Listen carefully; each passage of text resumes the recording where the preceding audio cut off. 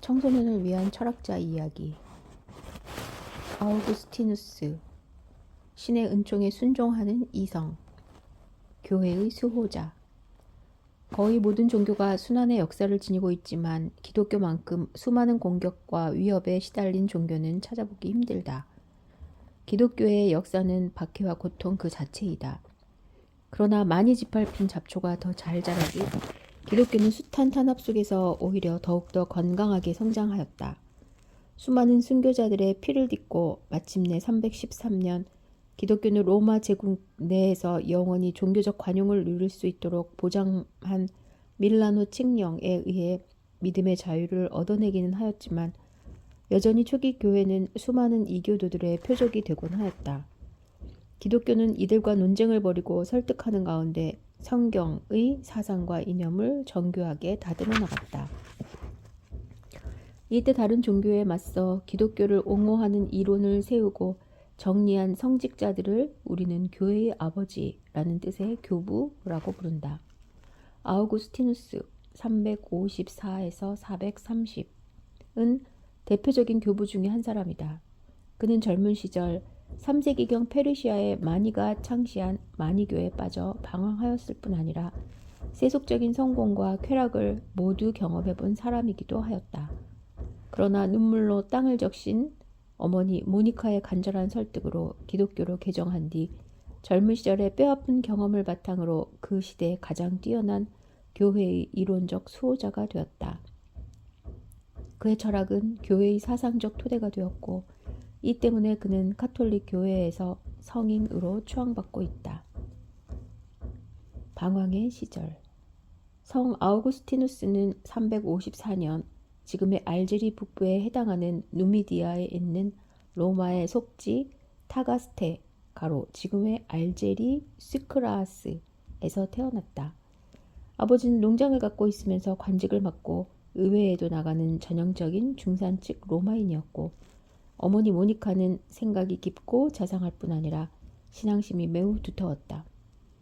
아우구스티누스가 어머니를 회상하면서 나는 젖을 빨기 시작한 것과 동시에 그리스도의 정신에 젖어들었다 라고 말할 정도로 교회에서는 흔히 그를 타락한 시절을 보내다가 마침내 깨달음을 얻어 신에게 귀한 돌아온 탕아로 묘사하고 있다.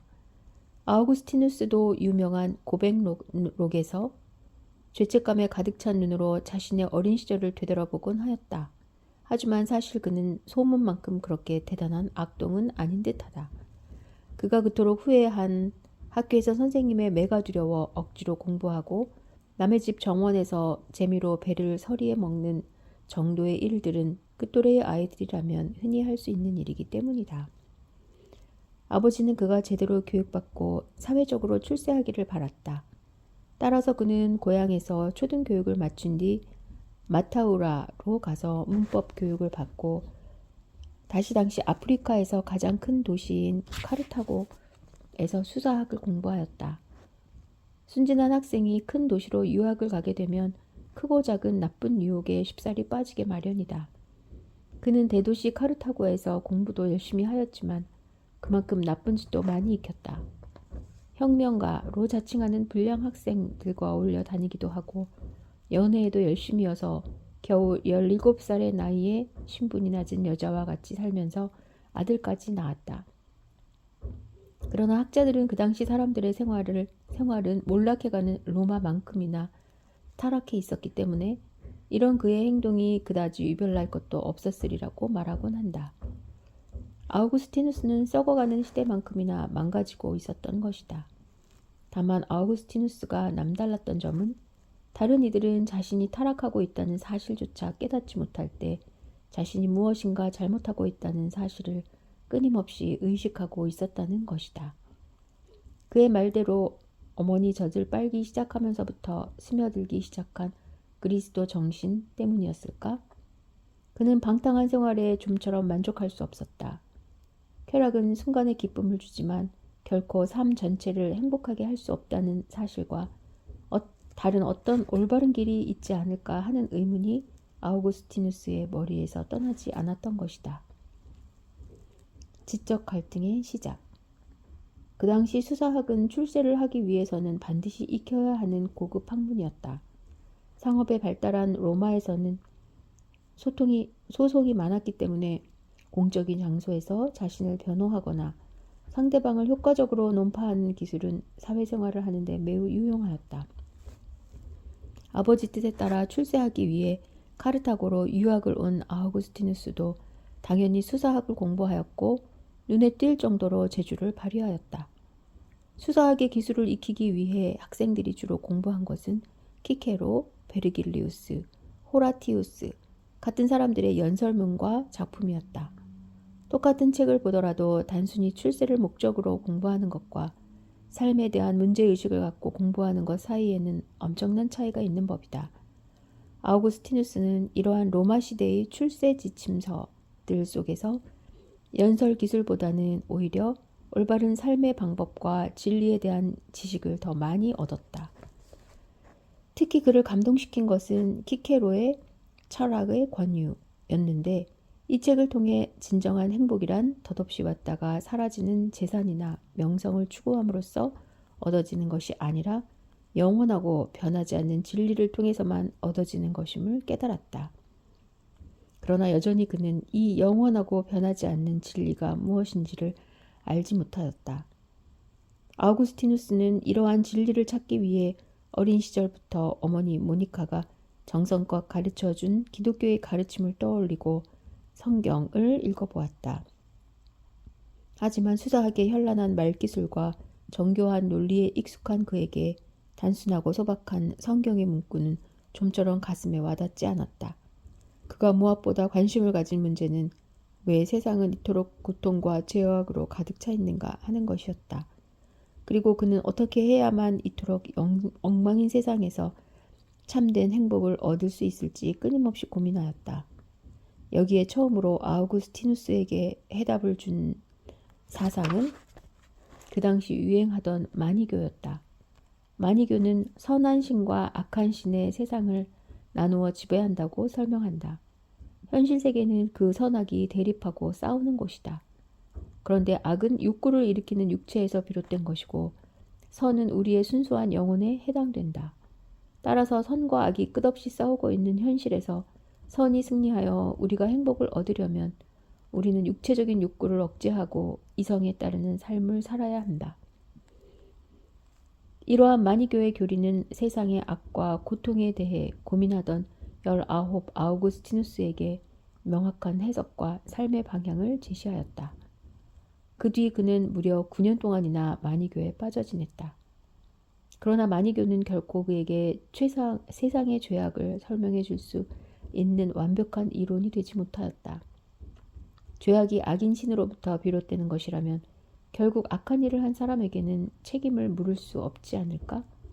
그는 단지 신의 명령에 따라 행동한 것에 지나지 않으므로 그렇다면 인간이 선과 악을 구별하고 행동한다는 것이 무슨 의미가 있단 말인가? 그는 또다시 극심한 지적인 혼란 상태에 빠져들었다. 그 무엇도 어지러운 세상을 설명해 주지 못하였고 어떻게 살아야 할지 가르쳐 주지 못하였다. 그는 사회적으로는 점점 더 성공하여 유명한 수사학 교수로서 카르타고에서 로마로 밀라노로 옮겨갔지만 지적인 갈등과 고민은 좀처럼 해결되지 않았다. 악은 선의 결핍일 뿐. 그러던 어느 날 그는 밀라노의 주교이자 초대 카톨릭 교회의 교부인 암브로시우스와의 만남으로 새로운 전환을 맞았다. 수사학자인 아우구스티누스는 처음에 암브로시우스의 탁월한 연설 솜씨에 반한 것 같다. 그는 암브로시우스를 통해 너무도 소박한 나머지 거부감을 느꼈던 성경의 문장 속에서 숨어있는 진리를 깨닫는다. 성경은 신과 세계에 대한 심오한 진리를 쉽고 간단하게 풀어 쓴 책임을 알게 된 것이다. 아울러 아우구스티누스는 암브로시우스를 통해 기독교 신앙 속에서 그가 그토록 고민한 악의 문제를 해결할 가능성을 발견하였다. 악의 문제는 아우구스티누스뿐 아니라 그 당시 기독교 교리를 연구하는 사람들이 심각하게 고민한 어려운 문제였다. 성경에 따르면 하느님은 선하고 전능한 분이다. 전능하고 선한 신이 이 세상을 만들었다면 우리가 사는 세상은 행복과 사랑만이 가득한 세상이어야 한다. 그런데도 세상은 왜 이다지 고통과 절망과 죄악으로 가득 차 있는 것일까? 이것은 교리 연구자들이 해결할 수 없던 커다란 문제였으며 이교도들이 기독교를 공격하는 주요 포인트이기도 하였다. 이 문제를 아우구스티누스는 악이란 없으며 선의 결핍일 뿐이라는 한마디로 간단히 해결하였다. 신이 만든 세상에서 본질적으로 악한 것은 아무것도 없다. 예컨대 물건을 훔치거나 집에 불을 지르는 것도 악한 행동이 아니라 모두 선한 행동이다. 다만 이것은 그 일을 하는 사람에게만 즐거움을 주는 작은 선일 뿐이다. 반면에 훔치고 싶거나 불을 지르고 싶은 욕망을 참고 인내하는 것은 더 큰 선이다. 이것은 이런 행동에 따라오기 마련인 보복을 피할 수 있고 자신뿐 아니라 다른 사람들에게도 안정과 평화라는 선을 주기 때문이다. 논리적으로만 생각해 본다면 우리는 항상 작은 선보다는 큰 선을 택해야 한다. 그러나 실제 생활에서 우리는 큰 선보다는 오직 자기에게만 이익을 주거나 심지어 해로움을 줄 수도 있는 작은 선을 택하는 경우가 더 많다. 왜 그럴까? 아우구스티누스는 그 이유를 성경에 나오는 원죄에서 찾았다. 원죄는 최초의 인간인 아담이 하나님의 명령을 거역한 죄를 말한다. 하느님이 인간을 너무나 사랑한 까닭에 진정한 자유의지를 주었지만 아담은 자유의지에 따라 죄를 지었다. 이 때문에 인류의 조상인 아담의 후손인 모든 인류는 원초적인 죄인일 수밖에 없으며 그 죄에서 벗어나지 못하고 끊임없이 작은 선을 선택할 수밖에 없다. 그렇다면 어떻게 해야 인간이 작은 선을 택하지 않고 곧 악행을 저지르지 않고 더 큰 선을 택할 수 있을까? 이것은 인간의 힘만으로는 불가능하다. 오직 신에 대한 믿음과 신의 은총을 통해서만 우리는 비로소 작은 선에 대한 집착, 곧 악행에서 벗어나 선을 택할 수 있다. 신에 대한 믿음과 소망이 먼저 있어야만 비로소 완전한 선을 행할 수 있다는 것이다. 밀라노 정원에서의 깨달음. 그러나 무엇이 올바른 것인지 깨달았다고 해서 반드시 실천할 수 있는 것은 아니다. 그는 머리로는 그리스도를 받아들였지만 여전히 삶에 있어서는 방탕함을 버릴 수 없었다. 마침내 그는 어머니 모니카의 간절한 애원을 받아들여 10년 가까이 같이 살았던 천민 신분의 여자와 헤어져 좋은 가문의 처녀와 약혼하였다. 그러나 그나마 약혼 기간이 길어지자 또다시 다른 여자에게 관심을 돌렸다. 세상에 가득 찬 악과 올바른 삶에 대해 고민하면서도 여전히 자신은 타락과 쾌락의 늪에서 완전히 헤어나지 못한 것이다. 그러던 그에게 마침내 결정적인 깨달음과 뉘우침의 계기가 찾아왔다. 아우구스티누스의 삶의 결정적인 계기가 되었던 것은 이른바 밀라노 정원에서의 체험이었다. 암브로시우스 주교의 감명 깊은 설교와 마니교에 대한 회의 속에서 방황하며 정원을 거닐고 있던 어느 날 이웃집에서 그에게 말을 거는 듯한 어린아이의 노랫소리가 들려왔다. 성경을 읽어라. 아우구스티누스에게 이 말은 마치 신의 계시처럼 다가왔고 가까이 있는 성경을 집어 아무 곳이나 정신없이 펴보았다. 그의 눈에 마침 방탕과 술 취하지 말며 음란과 호색하지 말며 쟁투와 시기하지 말고 오직 주 예수 그리스도 옷 입고 정욕을 위하여 육신의 일을 도모하지 말라. 로마서 13장 13에서 14절 이라는 구절이 들어왔다. 이 말은 그에게 마치 홍수 때 한계 수위에 이르러 위태로운 둑을 무너뜨리는 마지막 한 방울의 빗물처럼 작용하였다. 오랜 고민에 시달리던 그는 마침내 끓어오르는 후회로 눈물을 흘렸다. 그리고 이제 수사학자로서의 화려한 경력과 생활을 버리고 오직 신을 위해 살 것을 결심하였다. 2단 이교도와의 힘겨운 싸움. 387년 33살의 나이로 아우구스티누스는 암브로시우스로부터 세례를 받았다. 타락한 세상에서 벗어나 그리스도에게 귀유할 것을 간절히 원하고 기도한 어머니 모니카의 소망이 마침내 실현되는 순간이었다.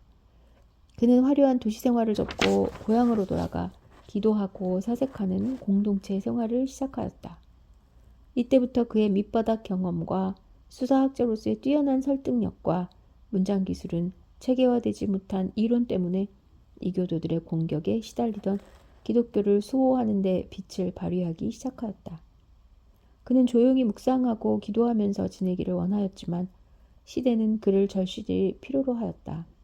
그는 교회의 간절한 부탁으로 391년 아프리카 제2의 도시인 히포의 사제가 되었고 그로부터 4년 뒤에는 마침내 히포의 대주교가 되었다. 그의 나이 41살 때의 일이다. 히포의 대주교로서 그가 해야 할 일은 무척이나 많았다. 그 당시 대주교는 매일 아침 한 차례 이상 미사를 집전하고 여러 사람을 상대로 종교 교육을 해야만 하였다. 뿐만 아니라 끊임없이 열리는 크고 작은 회의에도 의무적으로 참석해야 하였으며 토지 재산을 둘러싼 갈등을 중재하고 재판도 해야만 하였다. 이렇게 바쁜 가운데에서도 그는 76의 나이로 죽을 때까지 무려 100여 권의 철학책과 218통의 편지 그리고 500권 이상의 설교집을 썼다. 그 당시 교부들에게 있어 가장 중요한 일은 기독교를 위협하던 이단, 이교도와 이론적인 논쟁을 벌이고 교회의 교리를 정립하는 것이었는데 아우구스티누스는 이러한 역할을 충실히 수행한 것이다.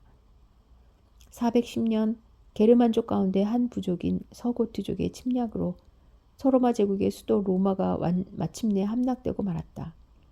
이것은 그 당시 사람들에게 엄청난 충격이었다. 그는 기울어가는 조국 서로마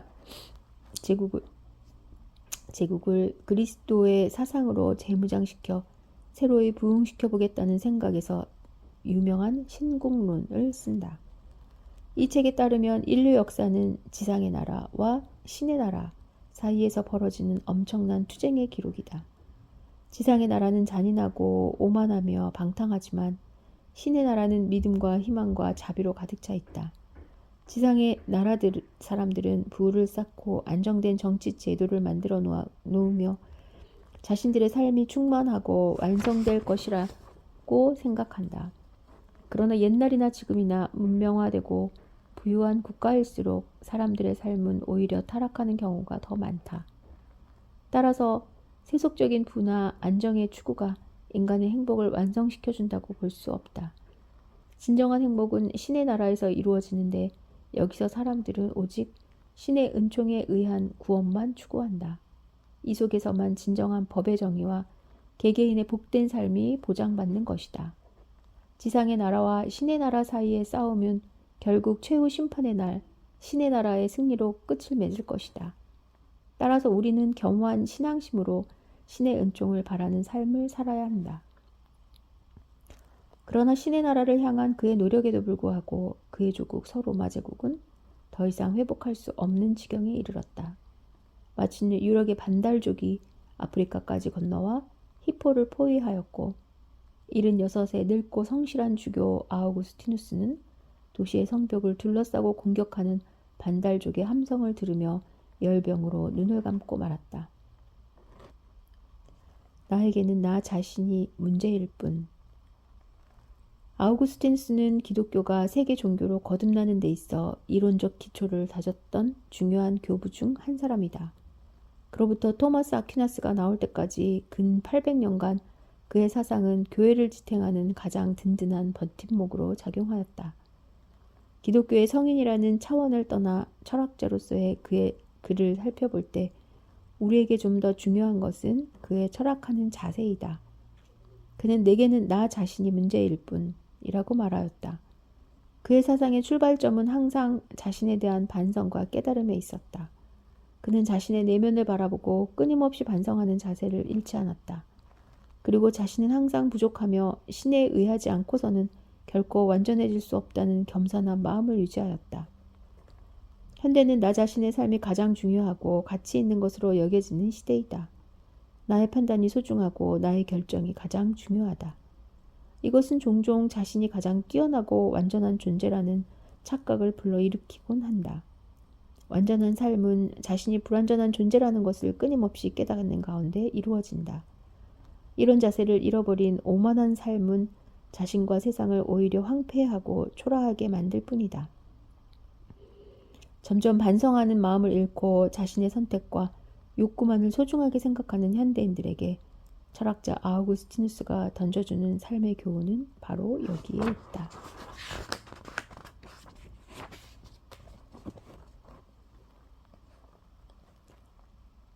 신앙과 이성의 조화.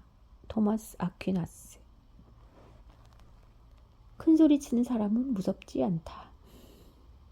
원시인과 현대인의 문제 해결 방법은 다르다. 원시인들 사이에서의 갈등과 의견 대립은 누가 육체적인 힘이 센지 하는 아주 원시적인 잣대에 의해서 결정된다. 해결된다. 그러나 현대인들 사이의 문제는 이런 식으로 해소되지 않는다. 물론 아직도 원시인의 방법을 그대로 사용하는 이들도 있기는 하다. 목청을 높인다든지 자신의 힘을 과시하는 방법으로 상대방을 압도하려는 이들이 이런 부류에 속한다. 그러나 대부분의 경우 이런 사람들은 그다지 대단한 부류가 아니다. 우리는 대개 밑바닥 인생을 사는 이들이 이런 방법을 쓰고 있음을 잘 알고 있다.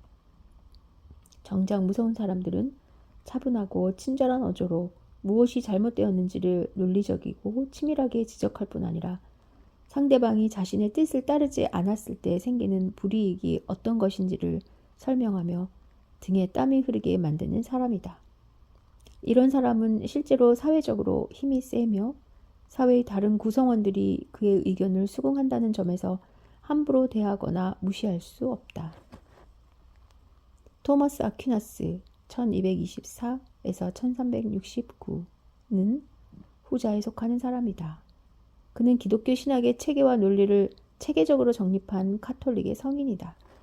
토마스는 결코 힘으로 강요하거나 윽박질러 신앙을 강요하지 않았다. 그의 가르침에는 차분한 논리와 설득이 있을 뿐이다. 기독교가 단순한 믿음 이상의 이성적인 체계를 갖추고 세계적인 종교로 자유리 잡을 수 있었던 데에는 토마스가 보여준 힘을 무시할 수 없다. 아퀴노의 토마스. 토마스 아퀴나스는 이탈리아 아퀴노 근교에 있는 로카세카 성에서 태어났다.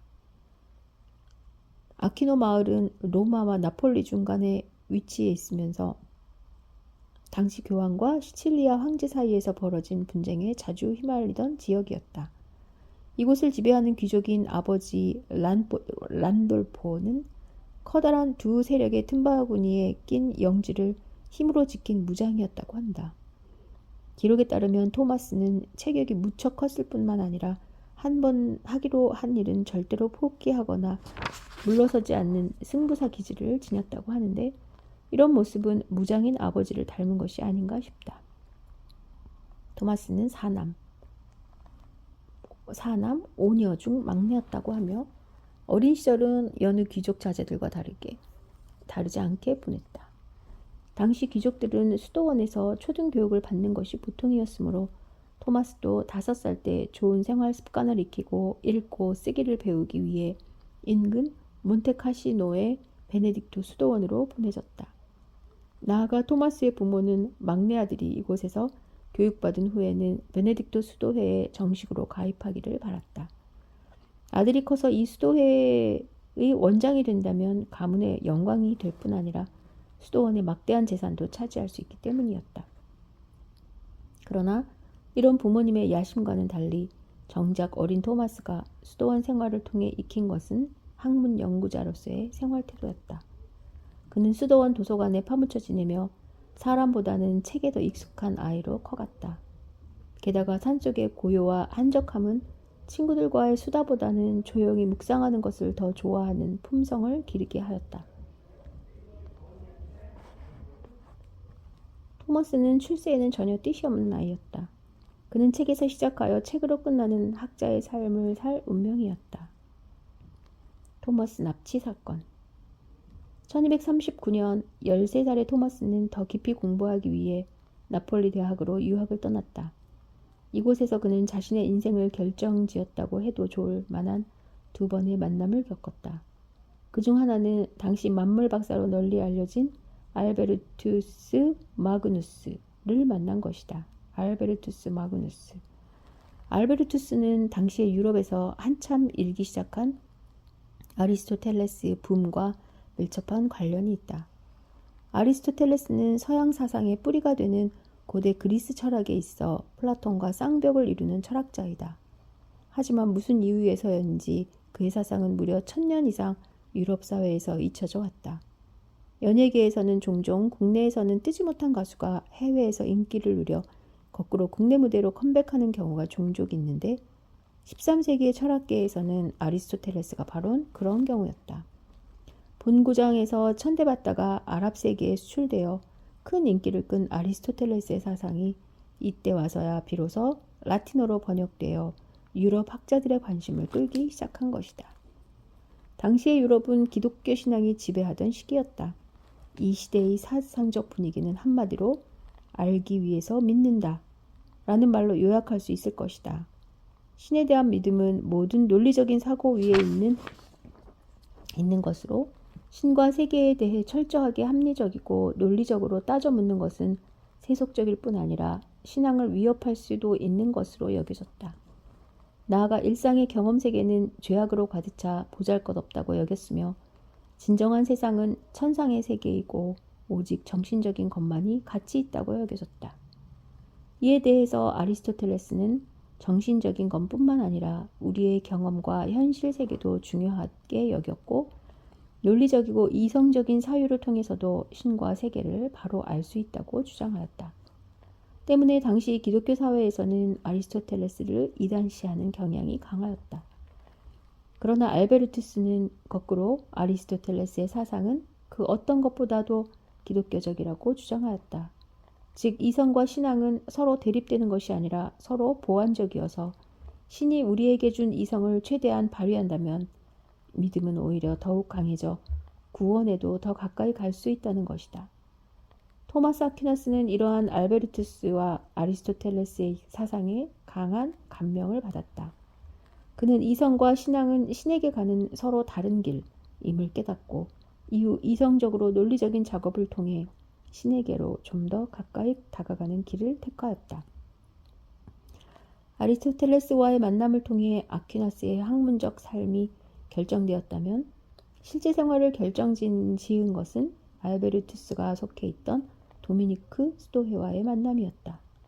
도미니크 스도회는 탁발 스도회의 일종으로 학문적 수련을 바탕으로 청빈한 생활과 고행을 통해 그리스도의 가르침을 전파하는 수도단체였다. 학문과 신앙의 세계에 빠져 지내며 명예와 권력에 관심이 없던 토마스에게 이 수도회는 딱 좋은 단체였다. 1244년 마침내 20살의 토마스는 도미니크 수도회에 들어가 평생을 바치기로 결단을 내렸다. 그러나 그의 가족은 토마스의 결정을 도무지 받아들일 수 없었다. 당시 도미니크 수도회는 가난하거나 몰락한 가문의 사람들이나 입회하던 단체로 부모가 바란 권력과 명예와는 거리가 멀었다. 게다가 훌륭한 귀족 집안의 아들이 이런 단체에 가입한다는 사실은 가문의 명예에 먹칠하는 것으로 여겨졌다. 따라서 온 가족들이 나서서 토마스를 말렸지만 무사 집안 특유의 승부사 기질을 지낸 이 막내 아들은 물러설 줄을 몰랐다. 마침내 가족은 토마스를 납치하여 성에 가두어버리는 극단적인 방법까지 동원하였다. 감금 기간은 무려 1년이 넘게 계속되었지만 토마스는 고집을 꺾지 않았다. 가족은 이 시기에 그를 설득하기 위해 여러 가지 초강수를 쓰게 되었는데 그 중에서 예쁘게 차려입은 젊은 여자를 토마스 혼자 있는 독방에 밀어넣은 사건이 매우 유명하다. 그러나 20살 나이에 견디기 어려운 유혹이었을 이러한 방법도 토마스에게는 통하지 않았다. 토마스는 불타오르는 장작을 집어들어 휘두르며 외쳤다. 당장 나가지 않으면 이것으로. 거구의 사내가 외치는 무시무시한 위협에 아가씨는 혼비백산해서 뛰쳐나가고 말았다. 가족은 이 고집불통인 막내 아들을 이길 수 없었다. 결국 토마스는 원하는 대로 도미니크 수사들을 따라갔다. 벙어리 황소가 울 때까지. 토마스는 이후 알베르투스를 따라 파리와 쾰른에서 학업을 계속하였다. 학창시절의 토마스의 모습을 기록한 것을 보면 참으로 왕따 당하기 좋은 학생이라는 생각이 든다. 유독 체구가 크고 뚱뚱하였을 뿐만 아니라 좀처럼 입을 여는 경우가 없이 늘 책을 보거나 멍한 표정으로 있곤 하였으니 친구들은 그를 시칠리아의 벙어리 황소라고 놀려댔다. 또한 토마스는 수업 시간 내내 줄곧 말이 없었고 늘 이해하지 못하겠다는 표정으로 앉아 있었기 때문에 학생들은 그를 열등생과 지지나 중간쯤으로 여기곤 하였다. 그러나 그가 그토록 말이 없었던 것은 자신의 사색을 방해받고 싶지 않았을 뿐 아니라 자기가 많이 알고 있다는 사실을 드러내고 싶은 욕망도 없었기 때문이었다. 보석은 아무리 감추어도 빛이 나게 마련이다. 어느 날 지지나를 불쌍하게 여긴 한 친구가 가정교사를 자원하였다. 그러나 토마스를 지도하면서 이 자비로운 친구는 놀라운 사실을 발견하였다. 이 지지나는 자신이 모르는 것까지 모조리 이해하고 있을 뿐만 아니라 때로는 선생님보다도 더 잘 알고 있었던 것이다. 토마스는 놀라서 입을 다물지 못하는 친구에게 이 사실을 누구에게도 말하지 말아달라고 간곡하게 당부하였다. 자신의 지혜가 드러나서 유명해진다면 친구들이 모여들어 공부와 사유에 방해받을 수 있다는 우려 때문이었다. 학자들은 진리에 대한 사랑이 겸손한 마음을 이겼다. 라는 말로 이 사건을 평가한다. 즉 토마스는 스스로 자신이 높은 학식을 감추는 겸손한 마음을 지녔지만 누군가 옳지 않거나 잘못된 이야기를 하면 이를 바로잡지 못하고는 견딜 수 없을 만큼 진리를 사랑하는 마음이 강한 사람이었다. 스승인 알베르투스는 이러한 그의 성품과 재능을 잘 알고 있었다. 때문에 그는 친구들이 토마스를 놀릴 때면 너희들은 벙어리 황소라고 부르며 이 아이를 놀리지만 이 황소가 한번 일기짖으면 그 소리에 전 세계가 벌벌 떨 것이다. 라고 말하곤 하였다. 대논쟁, 찬란한 승리. 1252년 토마스가 아직 나이가 충분히 들지 않았음에도 불구하고 알베르투스는 그를 파리 대학 신학과 교수로 추천하였다. 당시의 파리 대학은 학문의 중심으로 여겨 종파 간의 갈등과 대립이 심각한 곳이었다. 여차하면 반대파의 공격으로 자리를 지키지 못할 지경이었음에도 불구하고 알베르투스는 주저하지 않았다. 토마스의 자질을 잘 알고 있던 알베르투스에게 교수직 추천은 결코 모험이 아니었기 때문이다. 실제로 후에 이 벙어리 황소가 강단에 섰을 때는 누구도 대적할 자가 없었다. 학생들은 이 거구의 수사가 토해내는 치밀하고 논리적인 문제제기와 해결 방식에 감탄하였으며 그는 얼마 되지 않아 파리 대학 최고 인기 교수로 자리 잡았다. 당시의 신학과 교수는 반드시 정기적으로 임의 토론을 벌여야 하였는데 이는 누구나 원하는 대로 어떤 것에 대해서도 질문하고 토론해도 되는 것을 말한다. 보통 이틀 동안 진행되는 토론의 분위기는 마치 학문이라는 무기로 벌이는 검투사 시합 같았다고 한다. 칼 대신 말을 쓰는 이 치열한 싸움의 주제는 신의 속성은 무엇인가와 같은 점잖은 것에서부터 부활한 예수 그리스도가 식사할 때 음식물은 몸에 흡수된 것으로 보아야 하는가와 같은 엽기적인 것에 이르기까지 매우 다양하고 까다로웠다. 토마스는 모든 주제에 대해 막힘없는 논리로 상대방의 주장을 제압하였다. 그는 결코 목소리를 높이거나 성급하게 성서의 권위에 의존하거나 억지 주장을 하지 않았다. 토마스는 아무런 꾸밈도 없는 단순하고 쉬운 용어로 누구나 이해할 수 있는 쉽고 평이한 논리를 이용하여 상대방을 설득하였다. 이런 그의 태도는 들은 것이 진리인지 아닌지 판단하는 능력은 모든 인간의 이성 속에 본성적으로 들어있다 라는 말 속에 잘 나타나 있다. 그는 신학자들이 세속적이라고 보는 논리와 이성적 설득으로도 신이 있음을 증명하고 신의 능력과 권위를 찬양할 수 있다고 본 것이다.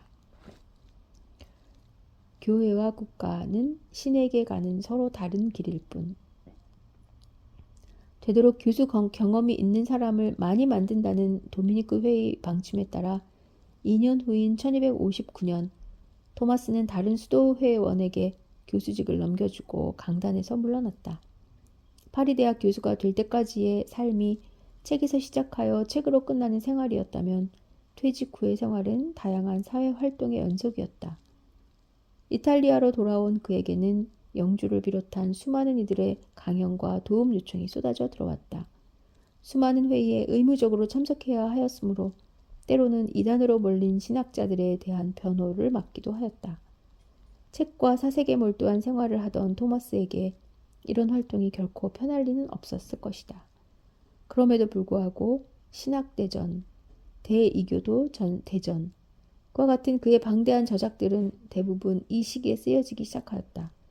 그는 결코 사색의 고삐를 늦추지 않았던 것이다. 토마스의 글을 보면 어느 구석에서도 감정의 흐름을 느낄 수 없다. 냉철하고 차분한 논리적 분석과 주장이 이어지고 있을 뿐이다. 그러나 정작 그의 생활은 항상 첨예한 갈등 한가운데 있었다. 파리 대학 시절에는 각 종단 간의 치열한 대립 속에서 지내야 하였고 이탈리아로 돌아온 후에는 교황과 황제 사이에 날카로운 신경전이 벌어지는 가운데 활동해야 하였다. 토마스는 현실 상황에 대해 관심을 보이고 직접적으로 입장을 밝힌 적이 없지만 항상 중용의 태도를 유지한 것 같다. 이러한 자세는 당시 민감한 문제인 신권과 왕권의 문제, 즉 국가와 교회에 대한 그의 견해 속에 잘 나타나 있다. 토마스에 의하면 인간은 본성적으로 사회적 동물이므로 국가는 인간에게 자연스럽다.